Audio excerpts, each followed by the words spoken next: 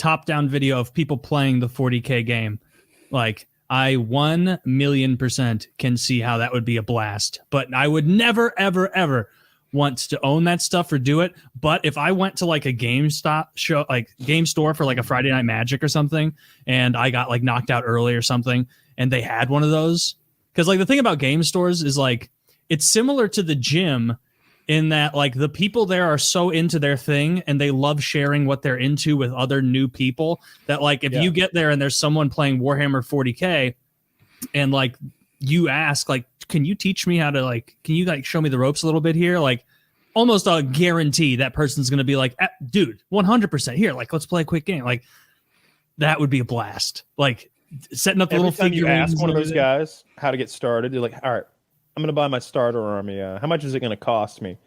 None of them have the social skills to answer that question correctly. They don't know how to do it because they're into Warhammer 40K. So none of them can say, it's going to be several $100s and you'll be okay. But $1,000 if you really want to have a great time.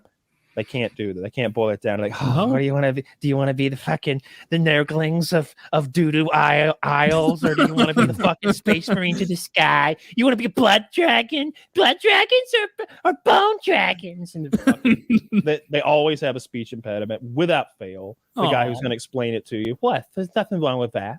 I end up feeling like a loser just by being associated with them. It doesn't make you feel like a king standing there where you're like, damn. I'm into so many nerdy things already, man. Just let me have this one thing that I don't do. I'm not saying that you have to get into it. I'm saying, let's say you and I were at a game store and there was a setup board and they were like, this is like the free-to-play thing. We're trying to get more people into 40K. This guy here's going to teach you to play. Of course you'd play. You know what I'd rather do is Dungeons & Dragons. That's what you could tip me into much more easily, because every now and then I'll catch some little short of some guys playing Dungeons and Dragons. Clearly, they have a YouTube channel devoted to that, where everyone's sitting around a table, and they're very good at it. And I don't know, I find that interesting. That is a game that's clearly good at Dungeons and Dragons. Being creative, and if you're a dungeon master, it's being creative and explaining what's going on and enforcing the rules and interpreting things. World building, sure. But each of the characters, the guys who was playing, seemed to really know the ins and outs of the game and the things they could ask for. I don't remember the specifics. It was something, they were in a bar and one guy wanted a weapon, but they couldn't have weapons in the bar. And he's like, I will have the largest bottle of alcohol you have, please. Empty. They're like, we can't do that. Are you refusing to serve me, wench? The whole thing like that. And I was like, I could get into this. Like the idea of being silly enough to maybe find ways around their rules of I've played that it before game and have fun. Good time.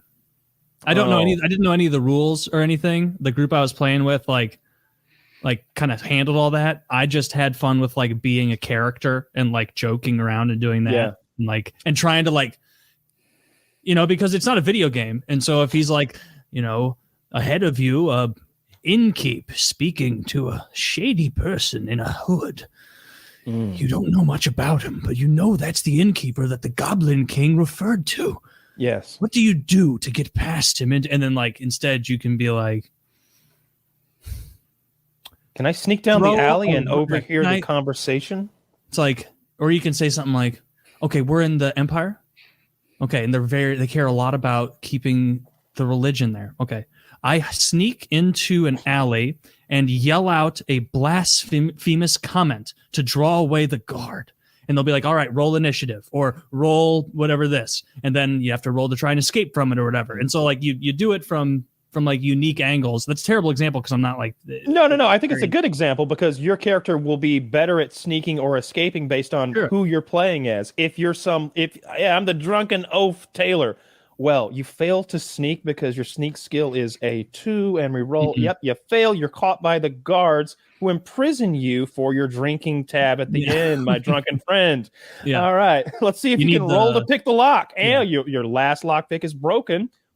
Now you must prostitute yourself to Olaf the Barbarian. Let's roll to see if he wants anal. It's fun. And like, you're right. Like you have to be like, well, I don't want to sneak and do it. Kyle's playing a bard character. He can probably do that, and he's very sneak or something. to Sure. those to that effect. I I would can totally see play. myself enjoying that, especially if there's any visual representation. I'm sure we will all Yeah. have game. You get to do pieces that- voices. Yeah, I could do that. I'd like to get voices too. Hell yeah, dude. Most of the things that I thought were lame as a kid turned out. I think those people allowed themselves to have that reputation so they can have their cool kids club. That's what I choose to believe about train conductors in their garage and Dungeons and Dragons players. Those are the cool people amongst us.